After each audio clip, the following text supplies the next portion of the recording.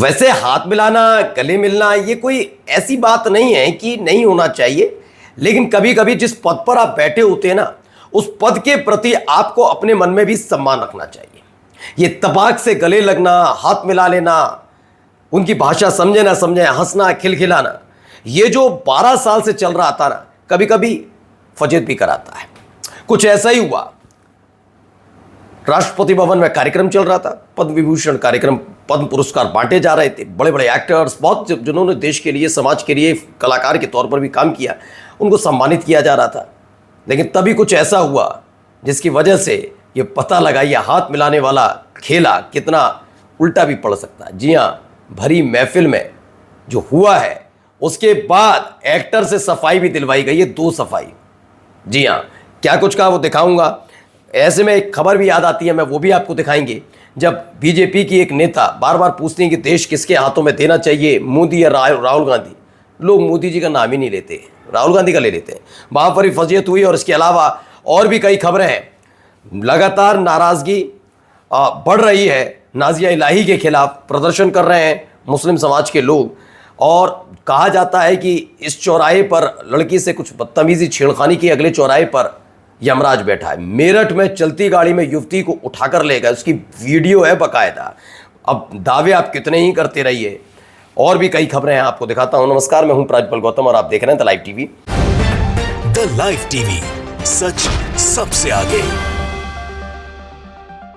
सबसे पहले ये वीडियो देखिएगा। देखिए, ये आते हैं, टड़िंग टड़िंग, चलते जा रहे हैं, चलते जा रहे हैं, हंस रहे हैं, मुस्कुरा रहे हैं, ये चलता भी है। अमित शाह बैठे हैं, ओम बिरला बैठे हैं। ये देखिए, अब देखिए चेहरा कैसा हो गया। अब हुआ क्या भाई, इसमें हाथ ही नहीं मिलाया उन्होंने। ये अनिल कुमार रस्तोगी, आपने इनको कई फिल्मों में देखा होगा। मामला ये नहीं है कि आप सिचुएशन पहचानते हैं ना, बहुत सिचुएशन कहते हैं। ये काम अमित शाह भी कर सकते थे, मैं खुद ही कह रहा हूं। देख लीजिए, ये काम तो अमित शाह भी कर सकते थे ना, हाथ जुड़ के हाथ मिला लेना। ये काम ओम बिरला भी कर लेते, लेकिन भाई साहब ने किया। और भाई साहब ने ऐसा किया कि जैसे ही वो हाथ मिलाने के लिए आगे बढ़े कि हाथ मिलाएगा मेरा भाई, क्योंकि मोदी जी है ना, लेकिन उन्होंने हाथ ही नहीं मिलाया, भाई नमस्कार करके आगे बढ़ गए कि हम तो भी पुरस्कार लेने आए। और जो उन्होंने कला के क्षेत्र में काम किया है वो है ही है, क्लियर बात है। तो हाथ मिलाकर बिना मिलाए निकल गए।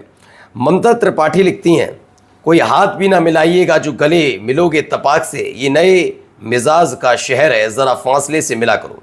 इस वीडियो को देखते ही बशीर बद्र साहब का ये शेर यूं ही जहन में आ गया। इस वीडियो को जारी ना करते तो क्या टीआरपी घट जाती, बेइज्जती कराते रहते हो बेचारे मोदी जी। ये ममता त्रिपाठी लिखती हैं। अब इसके बाद तूल पकड़ गया ये मामला, तो देखिए क्या लिखा है, पढ़िए। दैनिक भास्कर की भी खबर है, मेरे उम्र की वजह से चूक हुई। सोचिए, मतलब हाथ नहीं मिला पाए पीएम मोदी से तो चूक हो गई। मोदी जी हाथ मिलाना चाहते थे, वो हाथ नहीं मिला पाए, तो चूक वाला वर्ड क्या से कहां से आ गया, इसे चूक कहां से शब्द से आ गया। पीएम मोदी को इग्नोर करने के दावे पर एक्टर अनिल रस्तोगी ने सफाई दी, और साफ साफ नजर आ रहा है। अब ऐसा भी नहीं उन्होंने नहीं देखा, वो हाथ देखते रह गए, उसके बाद दोबारा नमस्कार कर ली। उन्होंने कहा कि भैया मैं तो बहुत सम्मान करता हूं, चूक हुई है।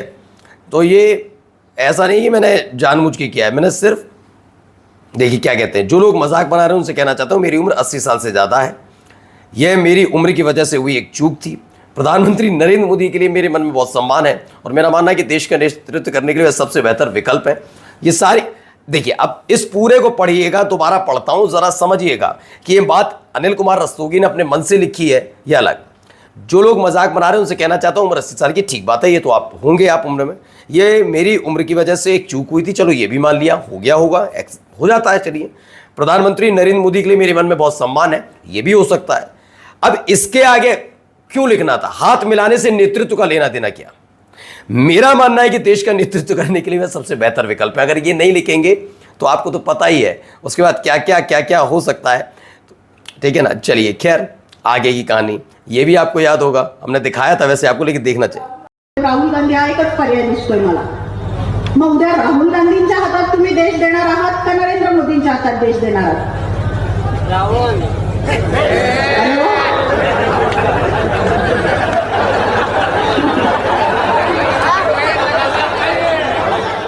तो भैया कोल्हापुर में कह रही थी, बीजेपी की लीडर है, पूछ रही थी आप देश को राहुल गांधी के हाथों में देंगे या नरेंद्र मोदी के। अब राहुल गांधी बोल दिया है, जो हाथ में हाथ देने से घबरा रहे हैं वो नरेंद्र मोदी साहब के हाथ में देश देने से भी घबरा रहे हैं क्या? खैर, आपके सामने मेरे काम था सच्चाई रखना, तो वो दिखाया। अब देखिए, ये देखिए, आलम मोहम्मद के पोस्टर्स के साथ लगातार प्रोटेस्ट किया जा रहा है। लगातार ये प्रोटेस्ट अलग अलग जगह हो रहा है। भारी तादाद में मुस्लिम समाज के लोग उतरे हैं। फिर नबी की शान में गुस्ताखी हम नहीं करेंगे बर्दाश्त। ये आखिरकार पुलिस किस बात का इंतजार कर रही है? नाजिया इलाही को अब तक अरेस्ट क्यों नहीं किया गया? ये सवाल लगातार अलग अलग जगह से उठ रहा है कि आखिर क्या वजह है कि गिरफ्तारी नहीं की जा रही है। अब आते हैं इस खबर पर। पहला जरा देखिए क्या हालात हैं इस देश में, देखते चलिए। बहुत मेरठ में ब्रह्मपुरी मेट्रो स्टेशन के पास से मंगलवार देर रात एक युवती को स्कॉर्पियो से जबरन ले जाने का मामला सामने आया। जब दो युवकों ने इन्हें रोकने की कोशिश की तो आरोपियों ने उनकी स्कूटी को भी टक्कर मार दी। इसके बाद दोनों ने अपनी स्कूटी से आरोपियों का रिठानी तक पीछा किया, लेकिन स्कॉर्पियो सवार करतापुर की ओर बाहर निकले। सोचिए कहाँ का मसला है, जरा बताता हूँ।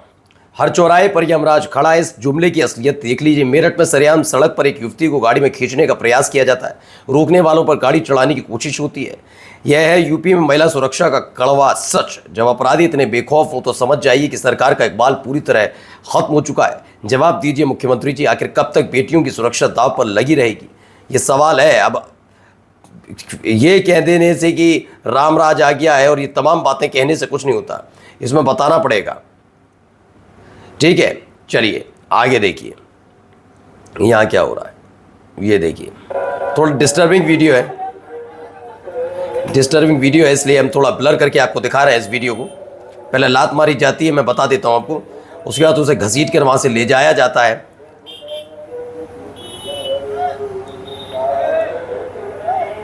देख रहे हैं आप,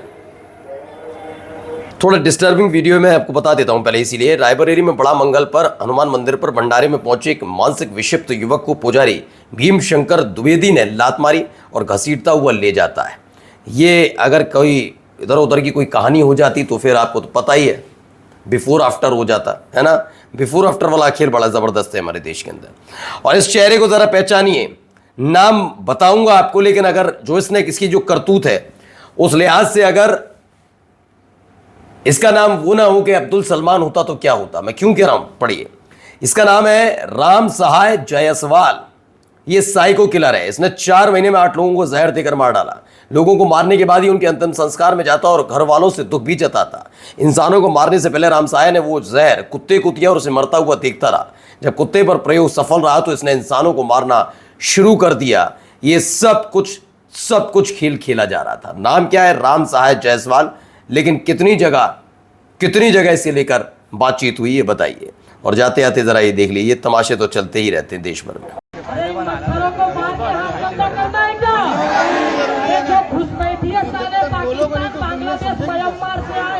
उनको मार के हाथ धंधा करना है क्या? हमको किससे काम करवाना है? शासन और प्रशासन से। और शासन प्रशासन अगर अपना काम अच्छे से नहीं करेगी तो बैठे हैं ना, है कि नहीं सक्षम है? क्या है भैया, आज इनके मन में डर है। एक दिन तो डर बच गया था जिसकी बात को आए थे थोड़ा सा कचरा साफ कर पाए थे। अब देखिए क्या कह रहा है ये। मुसलमानों मंदिरों पर पत्थर फेंके, वहाँ पेशाब किया, जिसके बाद मुसलमानों के घरों को सील कर दिया गया। मुसलमानों के हिंदुओं को डराने धमकाने की कोशिश नाकाम रही। बिलासपुर में 20 जून को एक हनुमान चालीसा के कार्यक्रम में एक हिंदू राष्ट्रवादी समर्थक ने मुसलमानों के खिलाफ भड़काऊ भाषण दिया। उन्हें उल्टा सीधा जो लिखा हुआ पढ़ ली थी, आप ही खुद ही में क्या कहूँ। अनपढ़ जिहादी, आतंकवादियों की औलाद और चादर और फादर की नाजायज़ और पता नहीं क्या क्या नहीं बोला, जैसे अपमानजनक शब्दावली का भी इस्तेमाल किया गया। नमस्कार।